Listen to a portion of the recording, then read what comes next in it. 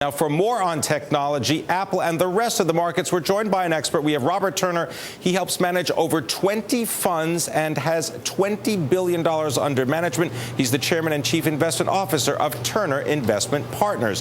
His International Core Growth Fund has outperformed 92% of its peers over the past year. Mr. Turner, welcome to Bloomberg. Thanks. I'm glad to be here. Now, you've heard a little bit about what Apple has reported for the quarter. How important are Apple's results to the overall view of the technology sector? Really quite important. That technology now is in a new wave of growth led by tablets and smartphones as well, and clearly Apple's at the leadership of that. Robert Turner, what about the chip companies that actually make the insides of many of these devices, whether they be Broadcom or Arm Holdings, ARM, based in the UK? Are those companies that investors need to pay more attention to? Qualcomm, for example, intellectual property? Absolutely. In fact, you just mentioned three of our favorite ways of participating in this Apple move in tablets, Broadcom, Qualcomm, and Arm, all three. Can you elaborate a little more on why you like those stocks right now? Start off with Arm Holdings. Well, ARM is really designed into most of the smartphones, and they'll be designed into the tablets as well. ARM continues to have a competitive advantage versus Intel. Intel's tried quite hard to be designed into these devices, and they can't yet do it because Intel consumes too much power and the batteries go dead before people want them to go dead. So ARM, at this point, still has almost exclusive positioning within the tablets and within the iPhones, and substantial growth ahead of them as a result. Robert Turner, talk if you can about Qualcomm and its intellectual property and how that factors into that revenue stream, those royalties that Qualcomm receives. Well, it's a great business to have where you develop this intellectual property over the years, you keep enhancing it, and people pay you money for that, and you don't even really have to manufacture anything, and that's exactly where Qualcomm is. Now, clearly they have their own chips, but they continue to get these royalty streams from people like Nokia and Broadcom. Those streams have come down a little bit over the time, and that's why actually Qualcomm stock could come under pressure. But what we see with Qualcomm now is the revenue has been set from the royalties, but the upside really comes from the chips that will go into the tablets particularly. So that will be the driver of growth of Qualcomm over the next several quarters. What's going to be the driver of growth for Broadcom shares?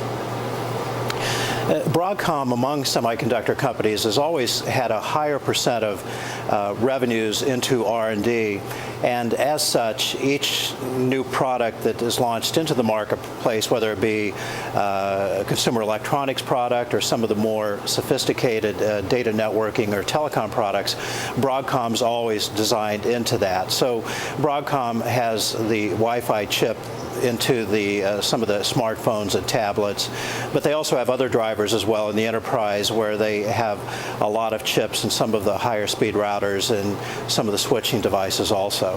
Robert Turner, talk a little bit about cloud computing and why this represents a fundamental change in the way that people are going to interact with technology, even if they don't understand it. Well, it's a huge change. I mean, for consumers, it really is just accessing information via cloud, not having to worry about storing it on your laptop or your PC or even your tablet device. For corporates, it's even a little bit more revolutionary in that all of us who are used to having a room in our offices cooled and software people coming in to put in new upgrades, those days are fading quickly in that everybody is able to access information via the cloud by these massive data centers built by Amazon and Google and others throughout the country, where through high-speed transmission, we're all able to access information instantaneously, do so more efficiently in a more cost-effective manner. So cloud computing's in the early stages, but it's going to be something that's around for a long, long time and really change the nature of hardware and software purchasing. Robert Turner, does that also change the relationship between mobile computing and what is one time was looked at the static desktop? This whole idea of a client-server model is in many cases being replaced by cloud computing and really just about transmission of data back and forth. Yeah, it's all interrelated. I think mobility's led to that. And then just now, virtualization's been a big driver for cloud computing too, where these servers all of a sudden become much, much more efficient. So it's really all driven by individuals, and whether it's personal use or business use, being able to walk around with a device in their hand that accesses the internet instantaneously, and all the information that they need is there. They're able to manipulate it in a nice fashion. The graphics are great.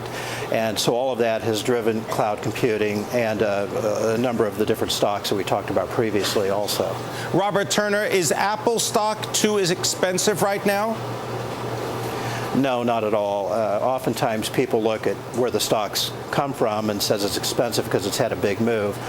Our belief is that Apple could easily earn $20 next year and potentially upwards of $22 or $23. A stock is trading around $300 now, so the stock is trading about 15 times earnings. You take out the cash, it's even less than that.